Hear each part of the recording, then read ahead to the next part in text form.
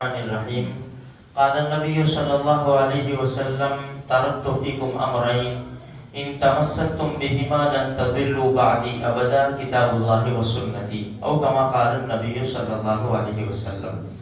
میرے محترم دوستو بزرگو، قرآن کریم اور احادیث میں نظر ڈالتے ہیں تو ہم کامیاب قوم ہیں، ہم بڑی اونچی جماعت ہے، لیکن قرآن کریم نے کچھ شرطیں لگائی ہے، جیسے وَلَا تَهِنُوا وَلَا تَحْزَنُوا وَأَنْتُمُ الْأَعْلَوْنَ إِن كُنتُم مُؤْمِنِينَ۔ یہ شرط ہے کہ فکر نہ کرو، غم نہ کرو، تم ہی سربلند ہو، تم ہی کامیاب ہو۔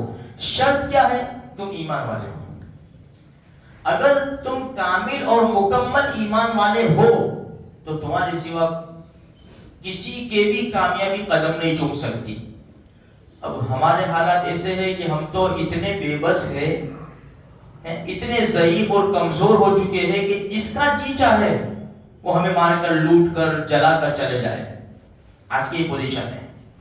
دیکھو، جو جنگلوں کے اندر شکار ہوتے ہیں،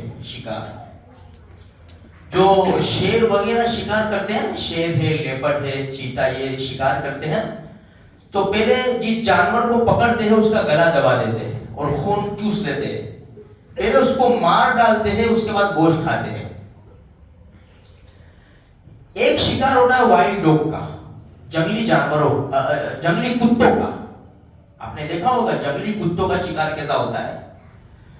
وہ جو جانور پکڑاتا ہے تو وہ گلے سے نہیں پکڑتے، آگے پیچھے کر کے زندہ جانوروں کو کھینچتے ہیں، کوئی ادھر سے کھینچتا ہے، کوئی ادھر سے کھینچتا ہے، زندہ جانوروں کی بوٹی بوٹی کر ڈالتے ہیں، زندہ جانور کو کھینچ کھانچ کے وہ کھا جاتے ہیں۔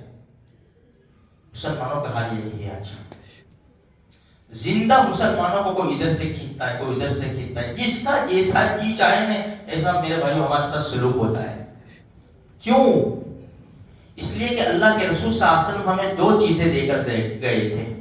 میں تم کو دو چیزیں دے کر جاتا ہوں، اگر اس کو مضبوطی سے تھام لو گے، اس کے اوپر عمل کرو گے، کبھی بھی گمراہ نہیں ہوں گے۔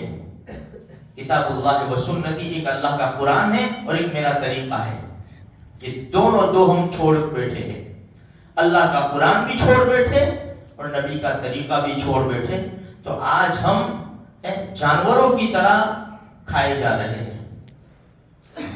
قرآن ایک دوسری جگہ نظر ڈالو، قرآن کہتا ہے والمؤمنون والمؤمنات بعضهم اولیاء بعض، سارے ایمان والے دوست ہیں۔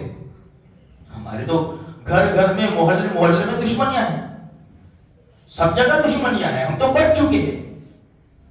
قرآن کہتا ہے واعتصموا بحبل اللہ جميعا ولا تفرقوا، کہ اللہ کی رسی کو مضبوطی سے تھامے رکھو اور ٹولیاں مت بن جاؤ۔ ہماری تو ہر محلے میں جماعتیں ہیں الگ الگ،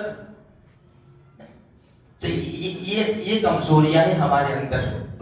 جب تک یہ کمزوریاں دور نہیں ہوگی میرے بھائیوں، وہاں تک ہمارا جھنڈا بلند نہیں ہو سکتا۔ یہ کمزوریاں ہمیں دور کرنی پڑے گی، پکے سچے مسلمان بننا پڑے گا۔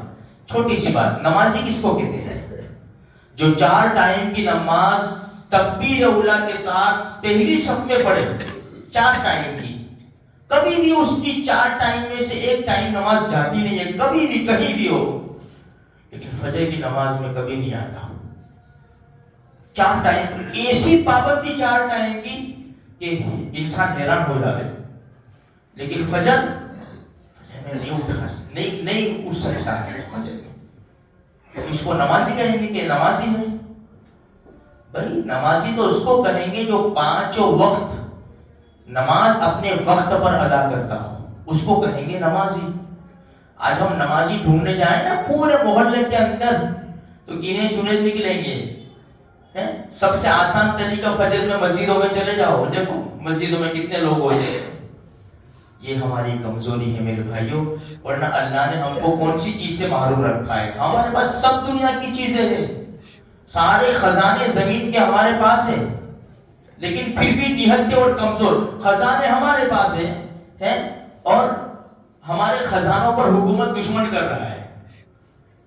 یہ بڑی افسوسناک بات ہے، اس لیے ہمیں اپنے آپ کو سنوارنا پڑے گا۔ پہلے اپنی جان کی، ایمان کی، اپنی مساجد، مراکز، خانقاہ، مساجد، اس کی حفاظت کرنی ہو، اپنی نسلوں کی حفاظت کرنی ہو، سب سے پہلے ہم کو دین کے اوپر آنا پڑے گا، قرآن و حدیث کے اوپر آنا پڑے گا.